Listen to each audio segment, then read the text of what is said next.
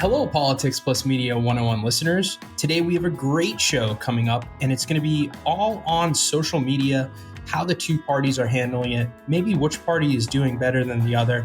And we're going to delve into TikTok a little bit, something that John and I know nothing about as older millennials. Older, I don't know, older. We're in our early 30s. But our guest today is the esteemed Kat Abu. She is a video creator at Mother Jones and contributor to Sateo. So, Kat, thank you very much for joining us. Thank you so much for having me. Kat, it's really interesting that we brought you on to talk about social media, because yesterday there was a fantastic piece of breaking news that had to do with social media. It has to do with the sorts of influencers that you're tracking and are ready to comment on. We found out yesterday that according to the Department of Justice, the company called Tenet Media had secretly been funded by Russia Today, a Russian state propaganda source. This company, Tenet Media, has a stable of talent, including such auspicious names as Dave Rubin, Tim Pool, Benny Johnson, Lauren Southern. These sorts of people, it turns out, had, for the last year or so, been taking hundreds of thousands of dollars a month from Russian propaganda sources, likely unbeknownst to them, but unbeknownst to the people that were paying them, or rather, beknownst to the people that were paying them. Have you been watching videos from these particular creators over the last year? And have you noticed anything strange about the material that they'd been publishing in that time? Look, if anyone was to be an accidental Russian asset, it's Tim Pool, Benny Johnson, and Dave Rubin. This is the funniest story. Can I curse on this podcast? This is the funniest fucking story that has happened to the disinformation reporting community since Tucker got fired. Like, this is so fucking funny. But I don't know that it matters anymore. This is psychotic. Ukraine is the enemy of this country. Ukraine is our enemy, being funded by the Democrats. I will stress this again. One of the greatest enemies of our nation right now is Ukraine. They are expanding this war. Now, don't get me wrong, I know. You've got criminal elements of the U.S. government pushing them and guiding them and telling them what to do. Ukraine is now accused, a German warrant issued for blowing up the Nord Stream pipeline, triggering this conflict. Ukraine is the greatest threat to this nation and to the world. We should rescind all funding and financing, pull out all military support, and we should apologize to Russia. Tim Pool, there was one clip that I saw going around Twitter where it was like, you're telling me this guy was a Russian asset and it's just him for 30 seconds straight, like not a supercut, just him 30 seconds repeating over and over again that Ukraine is the US's greatest enemy. The thing that amazes me is even though these guys were, at least one of them was getting paid $400,000 a month for 4 videos, I'm a freelancer. Like, I know how much video creation costs. Like, that's an insane amount of money. The fact that they were getting that much money and their content still wasn't good, it's still conservative schlock, is honestly baffling. Like, if I had $400,000 a month, do you know the special effects I would do? I would have like fireworks going on inside behind me while I talk. I would get Avatar. A throne for my cat. I would do Avatar. All my videos, I would talk about conservative media in Avatar regalia. Like, not just the CGI. I would get my body changed. And these idiots, like, they really thought they were getting paid for that. Have you ever watched anything Benny Johnson has made and been like, that's worth like $10,000? Well, the one that I sometimes watch or, hate watch for its comedic value, inadvertent comedic value, is Dave Rubin. Because I find it amazing that this person is a political talking head. There's so little going on in the brain. And to your point, Kat, about the value of what they were producing and the value of what they were receiving, it said in the indictment that the Russian funders were complaining in private conversation that they were overpaying these guys, that they knew that these guys couldn't get the money in the open market. They couldn't get that money from advertisers. And, for people like Dave Rubin, who often soapbox about the importance of capitalism and the free market, I think it adds another comedic level.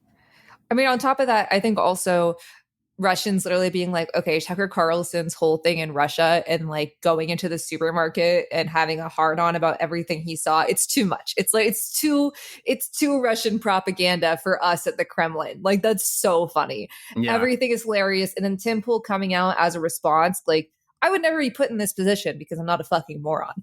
But if I was, I wouldn't say a goddamn word on the internet after the DOJ released this indictment. And Tim Pool comes out and he's like, we're the real victims here. And it's just, it's art. It's poetry. It's love. It's beauty.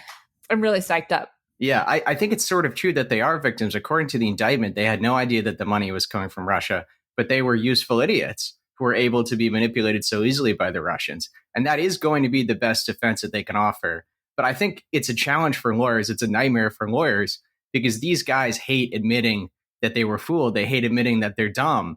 And so at some point, these guys who spend all of their time in front of the camera and microphone saying whatever comes into their head are going to start saying, oh, we kind of knew what was going on. You know, we're not that dumb. We weren't fooled. And as soon as they start saying things like that, it creates a problem for the lawyers who want to put forward this defense that they were useful idiots. Look, the Tenet Media clearly knew where the money was coming from. I mean, 90% of their budget came from the Russians. Yeah. They referred to their source of income as the Russians. Like, that's a quote. One time they were wondering why they weren't getting paid on time. And they were like, what time in Moscow right now? Like, it's so funny. Yeah. But I'm not sure if the, quote unquote talent, if that's what you want to call it, also knew. I wouldn't be surprised because they're dumb. At the same time, $400,000 for 4 videos a month is an insane amount of money. And like, I mean, I do have morals. So that's it sucks for my bank account. And that's probably why these guys are there in the first place. But if someone offered me that, I would be like, what's going on there? Yeah. But these guys, their opinion of themselves is so inflated that they're looking in the mirror and thinking that they're worth $400,000 a month. How can Benny Johnson look in the mirror and think anything in that realm about himself? Actually, Tim Pool, with or without the beanie. Okay, sorry, I'm done being mean. It was really fun news cycle. No. Tim Pool and John and I were discussing this right before you came on, actually. He posted a tweet that you referenced. And in the original version of the tweet, he said the leaked DOJ indictment. And then a bunch of different users, you know where I'm going with this, tweeted out this was not a leaked indictment. It was posted by the DOJ and unsealed. And then he had to edit his tweet and then post below that, oh, I made a mistake. It was published by the DOJ. I think that speaks to his just idiocy. He's such a fucking moron. And like, all these people are grifters, so it's no surprise they're in this position anyways. I think my favorite part of yesterday, besides the fact that, Tim Pool has gone after a bunch of incredible disinformation reporters, like really tried to make their lives hell, like Ben Collins, Brady Zadrozny. It's so disgusting, the shit that he has put these people through and the shit that they've called them. So like, it's been nice to see that like vindication. The Schadenfreude. Exactly. I think we've said enough about these three freaks now. Never enough. We're giving them attention, which is probably what they want in some weird sadistic way. So I want to switch to TikTok, something John and I really don't know much about. Could you just give us a broad overview of what the political landscape is like? Because I feel like most people, at least our ages, like early 30s and older even, understand what Twitter is. You have your information silos, and it is people posting like 280 character, either snarky things on politics or maybe an in-depth review of politics or just getting in Twitter fights, which I just really love both doing and consuming. So is TikTok similar or is it different? I mean, I told y'all before we got on that I don't use TikTok as a consumer, and I have to make that very clear to people because I got enough tech stuff going on in my head. I don't need another reason to stare at my phone all day. It's taken restraint. Like, it is taken restraint. There is one account that I like on TikTok that like I purposely go to, and it is a cat sanctuary in Corpus Christi, Texas. But I go there and I look at it and then I log out of the app. Anyways, That was a really long sentence. I'm going to restate it because that needed to be cut. But I should say this cat sanctuary is very cute. Anyways, as I told y'all before we came on, I don't use TikTok as a consumer. I don't need another tech nightmare keeping me staring at my phone. But I do know from like the creator side and from what I see, in my research of conservatives, and then also what I see in my own comments and people, making remixes or sharing my stuff is, I think a lot of things are echo chambers. People think something goes viral. For example, do y'all know about the dating app, The Right Stuff? No. Yes, I do. The guy who runs it is Johnny McEntee, who was expelled from the Trump White House for gambling. So I actually went on there when it first launched. I catfished a bunch of dudes on there. I was like the only girl on there. It was really fun. Then I got perma-banned the second that I tweeted the thread. Totally worth it. Anyways, they pretty much tanked, and then right about this spring, they tried to relaunch it as like a new app, but it's the same app, but they're pretending they just launched it. And that guy, he has a TikTok account for The Right Stuff. And he's like, look how popular our dating app is. It has all of these views. It has all of these likes. But what he's doing is he posts like 5-second clips where he'll be like, men don't want to hold the door open for women anymore. Or like, haha, stupid lib isn't, masculine enough. Like these dumb little skits that you can't even swipe past because they're so fast. And that's how they get so many views.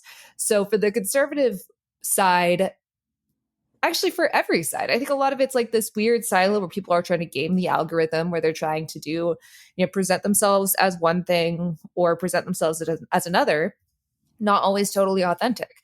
At the same time, I know tons of people that get really good, news from TikTok. They get great analysis from TikTok. I hope people like mine. But it's definitely algorithm driven. So a couple questions about how the site or the app basically functions compared to some of these other apps. So on Twitter, on Instagram, we can see likes and view counts on things like this. So we have a good general idea of what's popular relative to something else. You can see that on TikTok as well. So you're able to see someone like Johnny McEntee, how many people are actually watching. What are the numbers like for someone like him? So Date Right Stuff has 3.2 million followers, 178.7 million likes. But for example, this is something he made a couple days ago. Victoria's Secret fashion show is back, and the body positivity movement is over. It's 13 seconds about the Victoria's Secret fashion show. People decide what they like or like what they will watch within like, if they're flipping through Instagram at lightning speed within like less than a second. But if they're actually engaged, if they're like, oh, I'm considering watching this, the views drop off usually under a minute. So when you have all of your content at like 15 seconds or lower, it's a lot easier to get views. And just to reiterate, the person that we're talking about right now is a guy who was Trump's body man, got fired from the White House because he was illegally gambling or had debt that he didn't disclose. And they got rehired at the end of the administration as the director of the Office of Personnel. So he's expected to come back into the Trump administration, maybe as a staff secretary or some other important personnel position. He was very involved in creating the list of potential staff members for Project 25. And how is he spending his time right now? Someone who could be one of the most powerful people in the world in short order, making videos about the Victoria's Secret fashion show on TikTok. I think that's a good use of time. Fair enough. Maybe the worst use of time was to create the list for Project 25. Is there any fact checking on TikTok? Like we know that Elon Musk and Twitter has community notes. We know that while he definitely edits those and removes community notes from some videos, doesn't put them up for some posts, doesn't put them up for other posts. At least there's something there sometimes. Is TikTok like that or no? Although for certain topics you do have, for the US election, there's like a little banner that will be at the bottom that says like, learn more about the 2024 US election. Same with abortion. But no, there's not like a apparatus beyond the comments when you're directly interacting with the video. So on Twitter, I think everybody feels comfortable with the larger right-wing influencers. Megyn Kelly tweets some crazy shit. Ben Shapiro, the three folks we just mentioned that were indicted for basically being unwitting Russian assets. I could keep Matt Walsh. That's somebody I like to hate watch as well because of the crazy stuff that he says. By the way, stop hate watching stuff if you're not being paid for it. I mean, like I literally had to be paid to watch Tucker every night. Man, don't do that to yourself. This isn't an every night thing. I will put on I'm a Boston Red Sox fan, Kat. I will put on the New York Yankees and I will hate watch them for 3 hours. This is like, maybe 30 seconds of hate watch. So it's just ingrained in my personality as somebody from Boston to embrace the hate sometimes. That's just what we kind of do. So I've heard. I guess hate watching on TikTok is more efficient because it's only going to be 10 seconds. Exactly. Unless it's my content and then everything's like 5 minutes. So. Oh my goodness. You should be on Twitter. Yeah. You should be on YouTube. I am on YouTube. Are there the same names of influencers on in the right wing on TikTok, or is it a yes and thing where it is and then there's new ones? I mean, it just differs from person to person. There are plenty of people on the left that don't have a TikTok because like it's a lot of work to keep posting stuff and like to add the captions, do all that stuff. Like mine, I don't edit it in the app. I edit it on my computer and then export it to my phone. So that way I can upload it on the app where I put in the captions through the app and then post it. That's a big pain in the ass. And so it's more of who is willing to do the work. Not everyone will put in as much work as that. But I'm not sure it's really limited by ideology, except for the conservatives that are like, this is the China app. Therefore, we must get rid of it. Bo Loudon, who is one of Barron Trump's best friends that Fox News has been touting, is like this, youth vote wunderkind. He's on TikTok, and Laura Ingraham had him on to talk about how he's going to capture the youth vote with his cool edits of Donald Trump and shit. So, that's kind of where we're at. I guess another way of kind of coming at this question is to put it this way, or think about it this way. To understand the Trump White House, you kind of needed to know a little bit about cable news.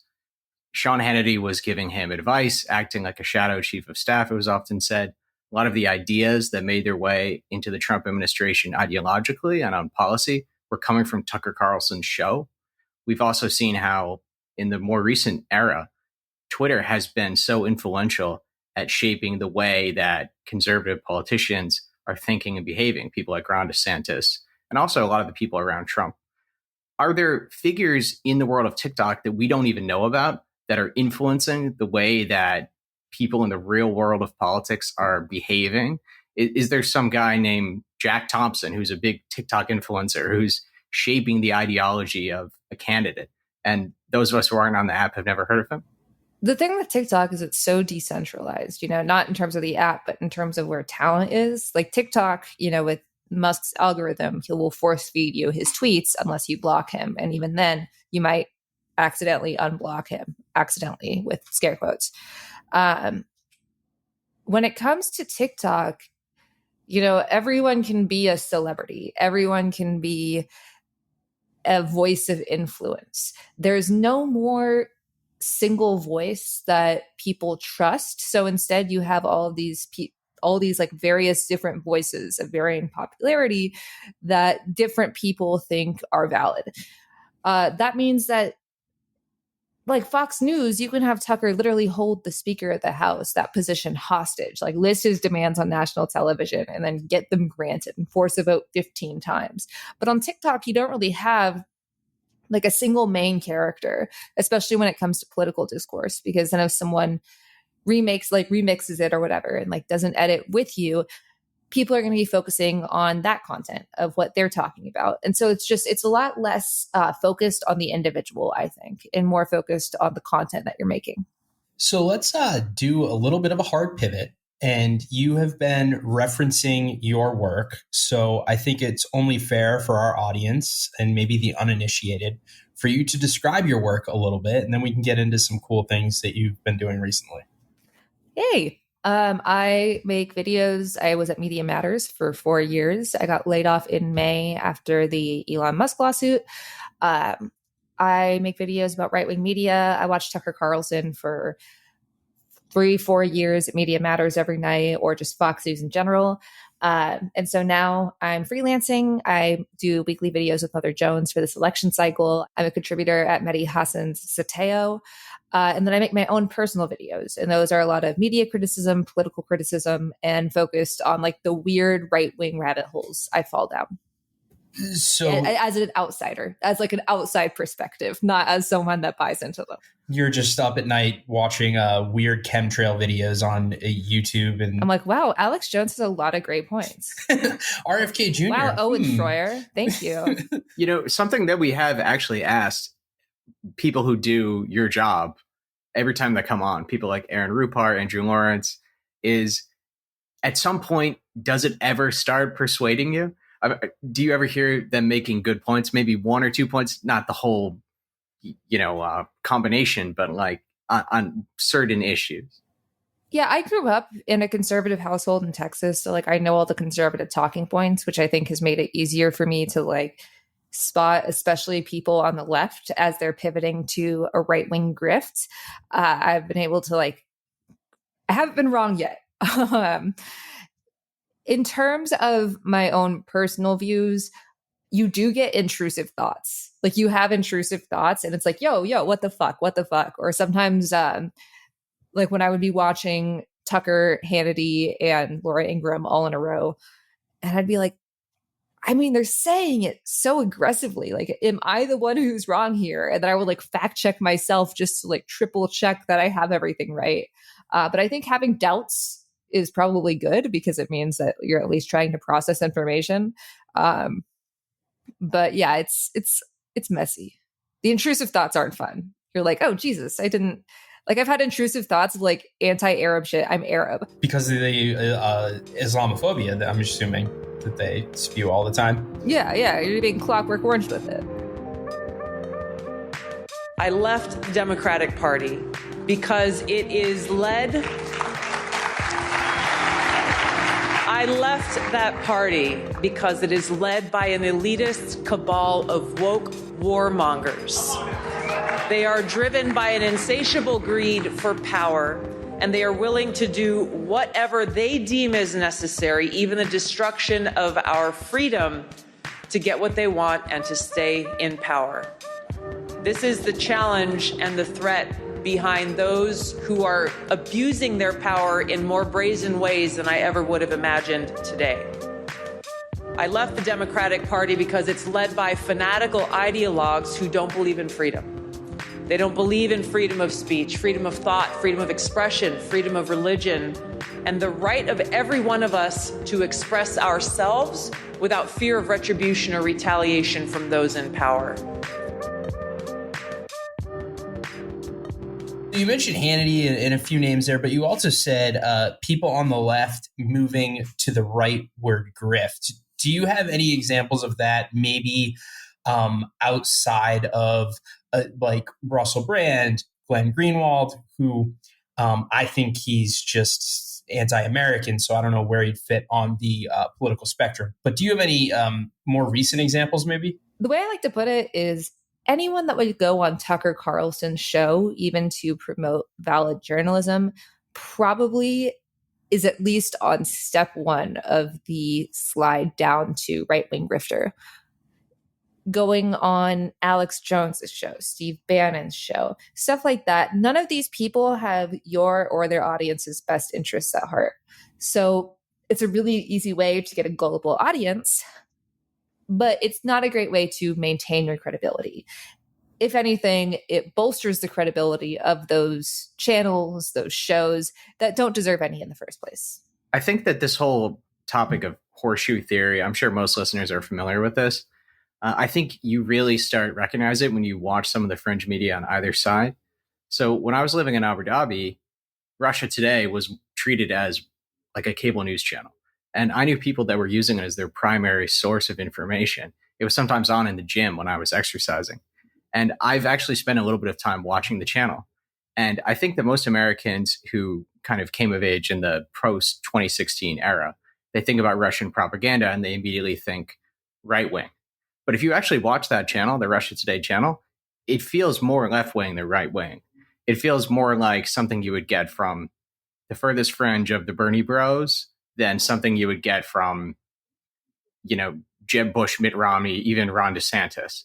It's all about how the CIA and the US military are over-militarizing the world and intervening in Latin American countries and putting up fifth columns. That's sort of the tenor of their programming. And I think that's really where you can identify the sorts of people that are at the nexus that you're describing, Kat. People who are willing to go on fringe left-wing media sources, but then also feel pretty comfortable alongside Steve Bannon, alongside Alex Jones. And Steve Bannon, Alex Jones, and these people, Tucker Carlson, are very good, I think, at identifying the sorts of people that can become fellow travelers.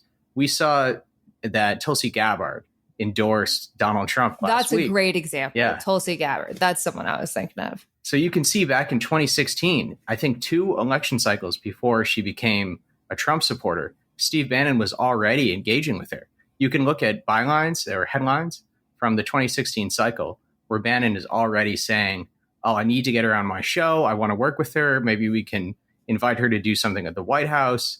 I think that people in this world are very skilled at identifying the sorts of people that are pliable or susceptible to that kind of trajectory. And just like you said, you can start spotting them before they even come all the way through.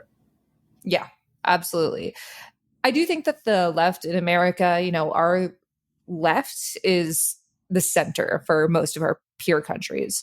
And so when you do talk about like left-wing media, not you specifically, but in general, there is a misconception of like what actually counts as left-wing media. A lot of Americans would consider, news that doesn't automatically give the right-wing talking points as a balance, even if those are completely incorrect, as left-wing media. So that's something to keep in mind when you're talking about political media. We obviously have an entire channel that's just devoted to right-wing talking points, but even CNN, MSNBC, you could be like, oh, they're so liberal, it's crazy. But they give so much time to treating those talking points like they're valid in the interest of fairness. So it's just something to keep an eye out for and think about in terms of American media. I think that really there's kind of a difference between foreign policy and domestic policy when it comes to this kind of question about what's left-wing and right-wing and where do all these figures we're talking about in countries and societies fit on that spectrum. So there's nothing that's particularly interesting to the Russians or the Steve Bannon types or people who are stirring up this sort of trouble if someone is a supporter of a single-payer healthcare system. It's not really that enticing to foreign interests, which is relevant to this conversation as we started off talking about the money that was going into this nexus of far left and far right media. They don't really care where anybody stands on those sorts of issues, the sorts of issues that the Sanders campaign really wanted to focus on in 2016, universal health care, less expensive university tuition, things like that. Increased minimum wage. Yeah, exactly. On the questions of foreign and security policy, that's where you get the interest. And that's where you find this kind of hive mind of far left and far right. And in regards to where everyone sort of fits on this spectrum, a lot of countries that have very advanced, very developed social welfare states, like in Northern Europe, they are, I think, more aligned with what we would think of as the center right in the United States when it comes to these questions of foreign and security policy. So the head of NATO, for example, he was the leader of the Socialist Party in Norway. And Sweden, they just joined NATO after the invasion of Ukraine. And so these countries, the way they think about those kinds of questions, where the middle is to them, is what we would think of as the center, center left, center right. And, the left wing of left wing activists and the right wing of right wing activists, that is sort of where the spectrum is being swung around and turned back together in a horseshoe. Totally. Yeah, and the foreign interests do care about domestic policy. It's just the touch points, right? It's social justice. It's maybe not as much now, but it used to be abortion. It's whether or not the election was stolen. It's issues that divide our society so much that it inflames the far right and far left so that it kind of bogs us down. I gave the order directing our special operations forces to fly 2 helicopters 150 miles into Abbottabad at night. And by the time the sun rose, Osama bin Laden was dead. Because Because nobody attacks our country and gets away with it. Nobody. That's what our warriors do. That's what our warriors do. Our warriors need a tough, cool-headed commander-in-chief to defend our democracy from tyrants and terrorists. We need Kamala Harris behind the resolute desk. I wanted to switch gears a little bit more into your work because you had mentioned, and I believe I saw this on your Twitter, not that I'm a stalker or anything like that, but you were at the DNC, and I watched a fair amount of it. I think most of the primetime Probably speeches. more than me. How was it? I didn't like being there. If you're covering it, it's, I was talking to some of my friends about how I was like, this should be like a really cool opportunity, but it's just feels not disorganized. It's, how do I explain this? It felt empty. I was one of the 200 credentialed creators to come in and cover the DNC. And I knew that we were expected to pump up the Kamala Harris campaign, but I wanted to go there with a critical eye, especially as a Palestinian American. And I contacted the Harris campaign and said, I am here. I want to talk about this with people. And I won't, this isn't like some gotcha scenario. I genuinely want material benefits in Gaza. Let's talk about this. And, they were very empathetic over Zoom, but as soon as it went offline, no response. And so I was talking to some of my friends about this, especially people that are also involved in media and journalism. And the best advice I got was, if you're having a good time covering the DNC, you're not covering the DNC well. Because it is, it's a convention. It's a big party for a political party. And if you're there as a visitor, as a delegate, if you're there to celebrate, it should be a good time. But if you're there to cover it, I'm not a big fan of giving away your vote. I think that politicians should have to work for their votes. And I think that the fact that we have a two-party system where people are more focused on their alliances than their actual ideas, or that their ideals are being met, I think that's concerning. And so I'm not a big fan of the conventions in general. I think it's a huge amount of money that is being spent here. So yeah, no, I didn't have a great time, but plenty of people did. And, I thought the energy was way different than if it had been a Joe Biden convention. People were excited. It was definitely a different vibe. I probably wouldn't have gone if it was a Joe Biden convention. I definitely wouldn't have had my keffiyeh tied to my backpack.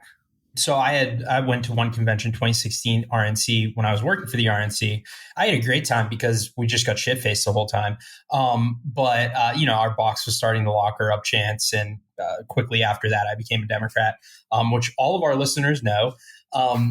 So I kind of agree with you that it is just a celebration, and that there may not be much utility outside of uniting your party, getting your base fired up, and getting all that free earned media. I agree with your characterization of our electoral system. You shouldn't be giving votes away. But having worked for Trump, he just, to me, presents such an existential threat that I don't think there are two choices in this election. And I'm not saying don't vote for Kamala Harris. I'm not saying that at all. I'm just saying in general, the idea over the last 4 years of vote blue no matter who, especially when Biden was candidate and we didn't have a primary, yes. it makes politicians not have to live up to a certain bar. And that's what they do best. But I think that even if you know who you are going to vote for, offering it up like it is owed rather than earned is toxic, especially for a party that's supposed to live up to its name, i.e. the Democratic Party. Yeah. So no, I just wanted to clarify that because I just think that we're in a unique state. Look, I'm a Palestinian disinformation expert. I'm a woman. It's a great time out here. I think to your point, Kat, there is a little bit of exhaustion or frustration that comes from the vote blue no matter who and the corollary on the other side. Especially if your message is just, we're not that guy. Yeah. I think that every election, we're always told that it's the most important election and it will be cataclysmic if our side doesn't win. And there's a little bit of a boy who cries wolf effect where when you hear that every time, you start wondering how serious it is anytime. You can go back to the 1964 election when Lyndon Johnson, he ran an ad that showed a nuclear bomb going off if his opponent won the election, Barry Goldwater, the famous Daisy ad, saying, if you vote for the other guy, you are going to die in a nuclear holocaust. And Barry Goldwater was batshit, to be fair. Yes, to be fair. But I'm not sure that we all would have died in a nuclear holocaust. Although I suppose, to be fair, we almost did 2 years prior during the Cuban Missile Crisis. But anyway, every election cycle, there seems to be kind of a variation on that point. And so it becomes very difficult to communicate exactly what the stakes of any election are because we're accustomed to hearing that every time and we're sort of desensitized to that kind of rhetoric. Right. Especially when you have a party that's like, we're going to stop this guy from taking over the country, which I'm totally on board with. And we're going to, make sure he can't do that again. Like abortion rights, saying that they would codify Roe, do all of this shit. They had the House and the Senate and the White House and threw it away for Joe Manchin and Sinema. And it's like, you could say, oh, well, what were they supposed to do? Bro, you're the president of the United States. You are the leader of your party. You can exert pressure. That's just a fact. Like that's the Democrats' concern with decorum has made them seem ineffective because they have been on a lot of really key issues. Like abortion should have been in federal law. Like it should have been already. The Infrastructure Act should have been a lot more. All of this is great that they have done some stuff on it, but it is concerning to me that an entire party can just run on, well, we won't ruin the entire world. So have you noticed that there's any shift in the way that they're communicating that kind of argument since Harris became the nominee? I think that when Biden was the candidate, that was very much what the message was. But do you think the message has shifted away from that at all since then?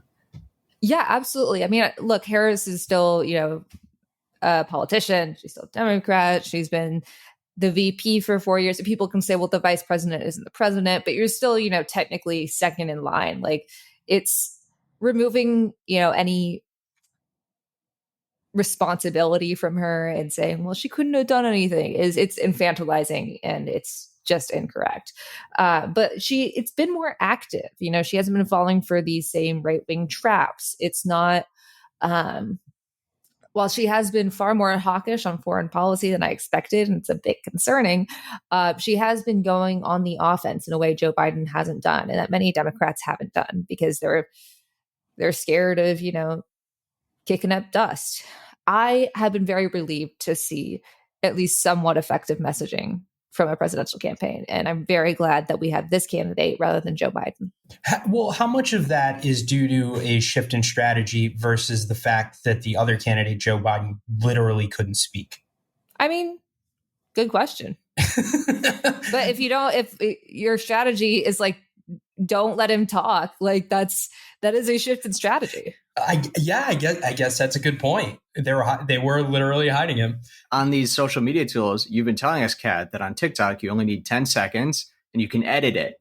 So that would seem to be a beneficial set of circumstances for a candidate that has a difficult time stringing together a sentence.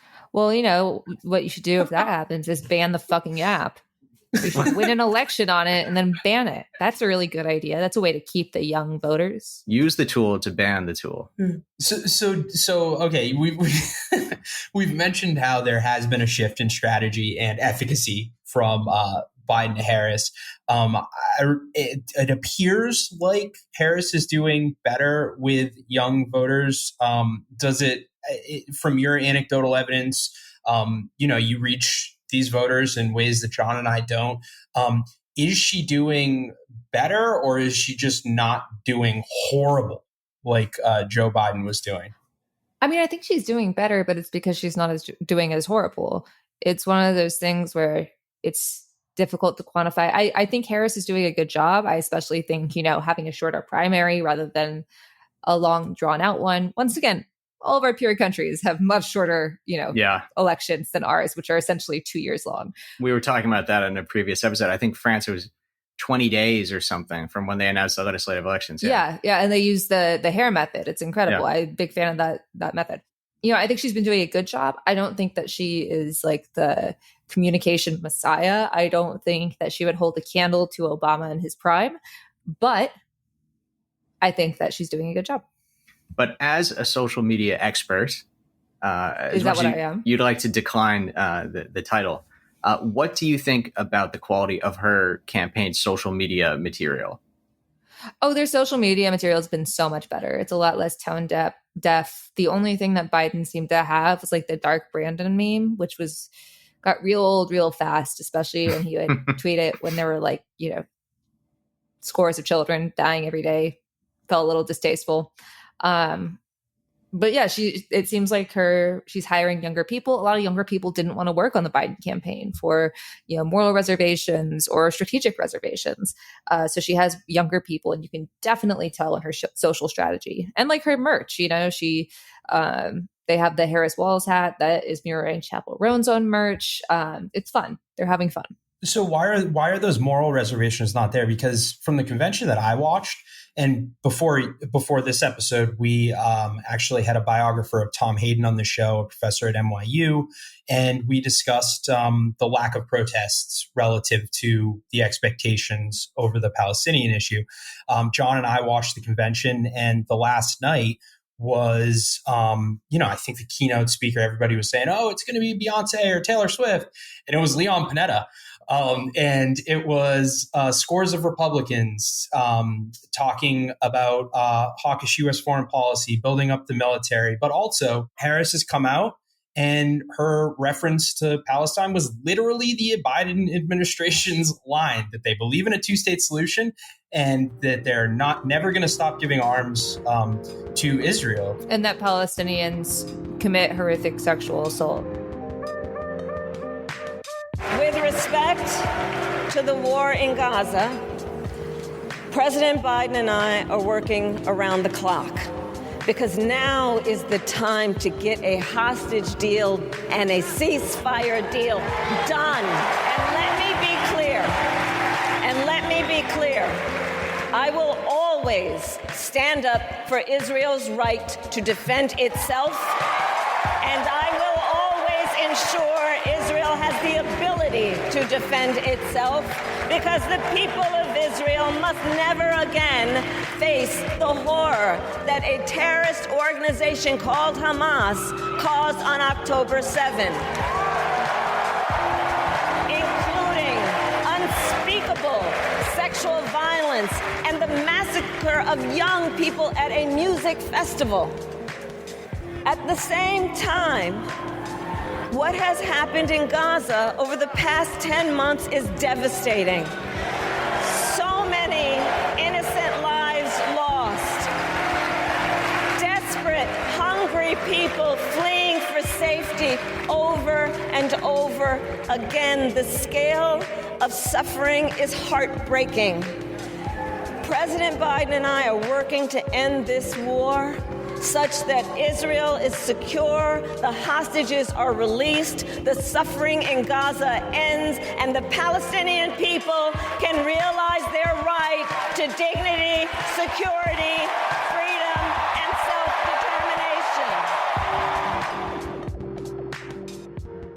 self-determination. If she's part of the administration and, she has some say and these atrocities are ongoing and her messaging is literally the same, what do you think the difference for these young voters or young people working in her administration, like what got rid of the moral reservations? I mean, I don't think the moral reservations are gone. I think there are plenty of people still speaking out. There are tons of, creators at DNC that talked about it. I slept outside of the United Center on the last night at sit-in, and it was functioning on like 3 hours of sleep with the other uncommitted delegates that were there.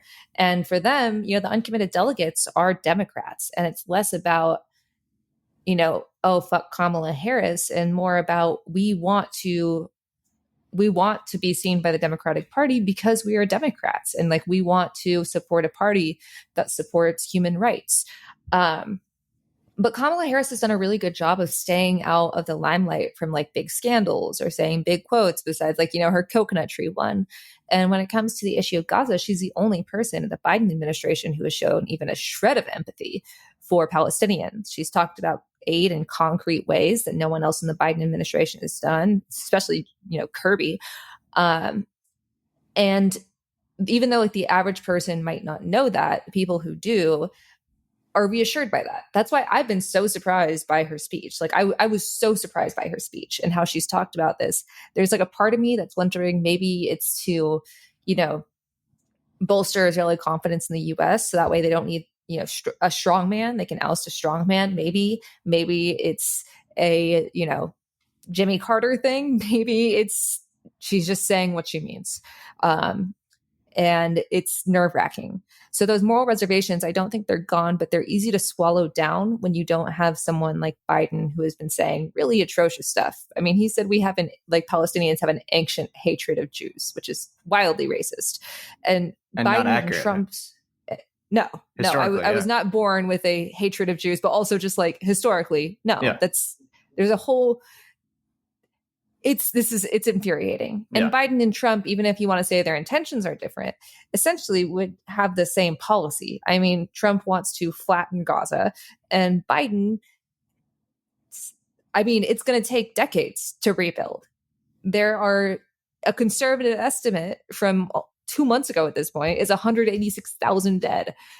That is an insane number. And so for a lot of Palestinians, it wasn't between Joe Biden and Trump. If that was a big cause for you, it was the same thing. But now it's Kamala versus Joe Biden and Trump. She's an alternative to them both. Even if you're trying to kid yourself, even if it's denial, even if it's something else entirely, you got to remember that. Kat, talking about how the issue was, or rather wasn't, handled at the convention, I think I read somewhere or heard somewhere that there were no Arab American speakers during the convention. And to many people that might sound sort of ho-hum, but I was thinking about how actually unusual that really is, because there are so many Arab Americans that are involved at the highest level of American politics. And I think if you look back on Republican and Democratic conventions over the years, there would probably be multiple Arab American speakers at any convention. I mean, Donna Shalala, Ray LaHood, Nick Grayhall, George Mitchell, Darrell Issa, Chris Sununu. I mean, these are some of the top people in both parties, cabinet members, governors, members of Congress. You would think that even accidentally, you would end up with 2 or 3 of these speakers at any convention.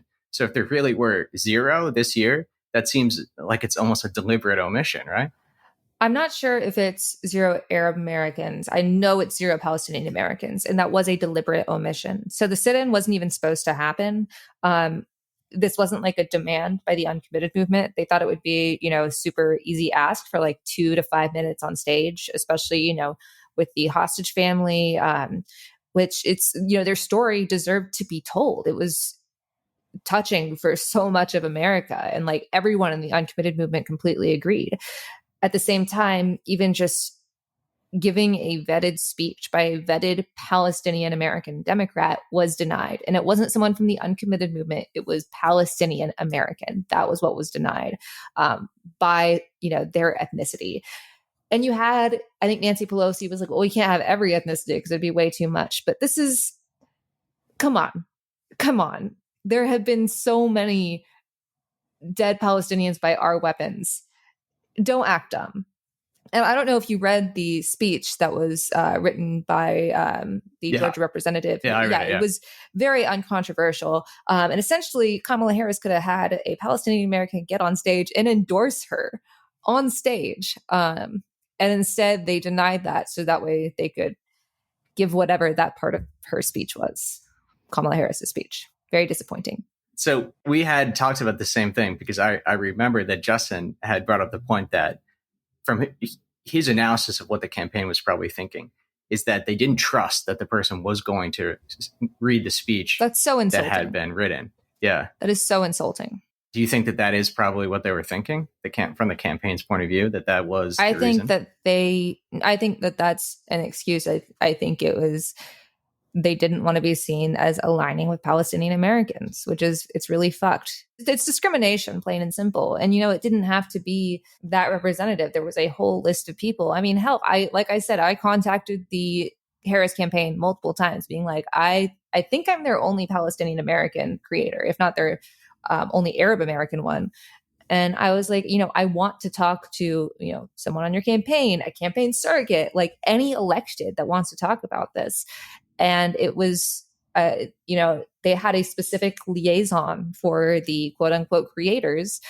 And that, my multiple requests were just ghosted.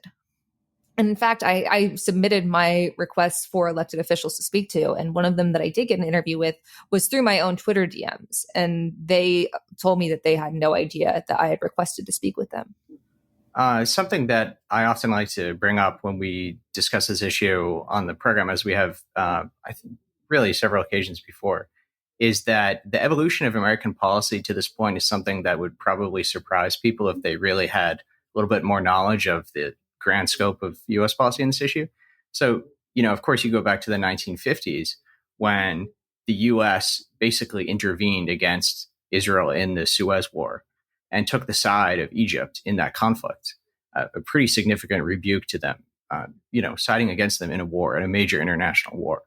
And then if you go all the way into the 1990s, President Bush was using the United Nations to try to put pressure to stop Israeli settlements in the West Bank, threatening sanctions, trying to use the Security Council to take Security Council action against the Israelis for breaches of international law in the West Bank. And it's hard to kind of understand how we got from there to here. That's not really that much time. We're talking about President Bush. I mean, there's still Bushes that are quite involved in Republican Party politics today. His son was president within very recent memory.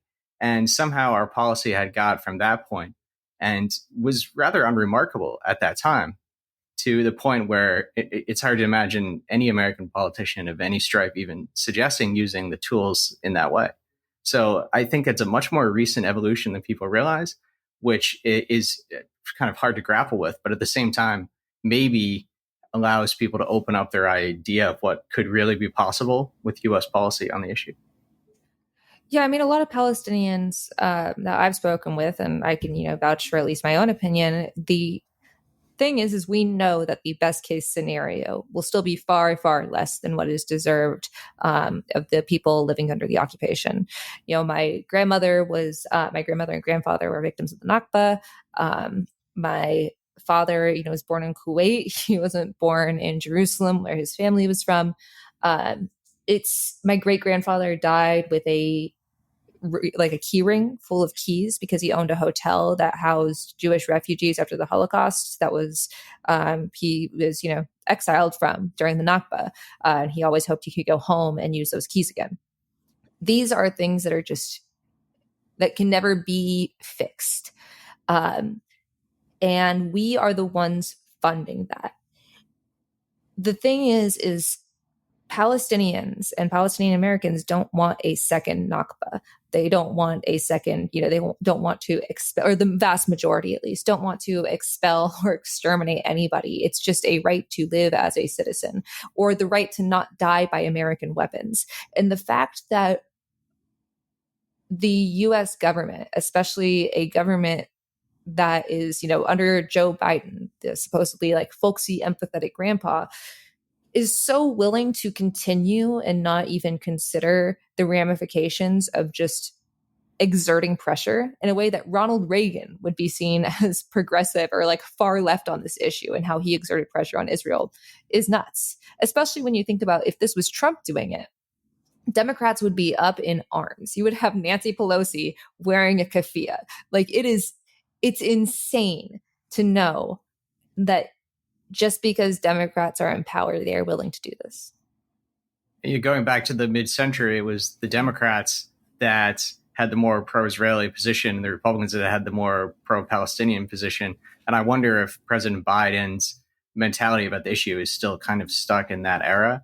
He's extremely Zionist, though. He is more than most politicians, historically. He's very to the right on this issue and has been for his entire career. he talks so often about his experiences meeting Golda Meir.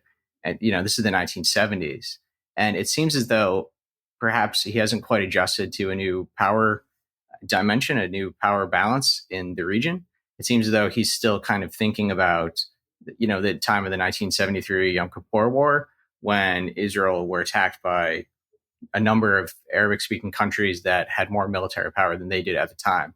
Obviously today it's a completely different dynamic where many of the Arabic countries, like the one that I used to live in, are, quite open supporters of the Israeli position. And none of Israel's Arabic-speaking neighbors are really directly threatening them, with the possible exception of Hezbollah and Lebanon. But the primary neighbors, the ones that were opposed to them in 1973, Jordan, Egypt, are now partners of the Israelis. And so there's a real need to adjust your understanding of the power balance that it seems as though some public figures in the United States haven't quite made. Yeah, absolutely. Do you think that you'll attend another Democratic convention in the future? I mean, covering it, yeah, probably. Is that the hopeful note you wanted? Yeah, probably.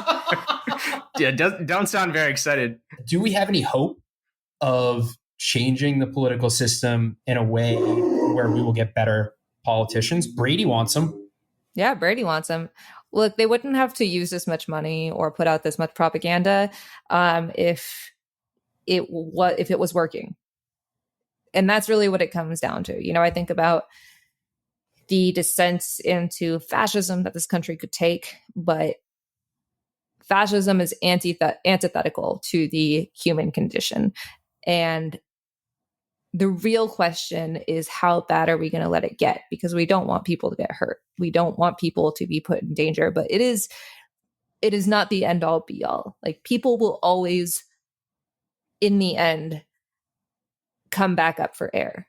They will come back for humanistic values. They will come back to help each other. And that might sound naive, that might sound stupid, but I really do believe that. And the fact that bad actors are working so hard to make you think that they're good means that more of us are against them than they would like. So as we've come to realize, the social media landscape evolves incredibly quickly, a lot faster than we probably might think.